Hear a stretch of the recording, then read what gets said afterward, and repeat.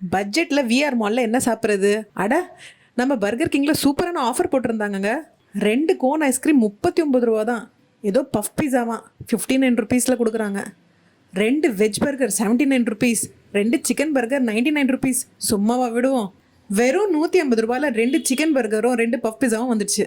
Chicken burger திறந்து பார்த்தா அதில் கோசு கீசும் ஒன்றும் இல்லைங்க.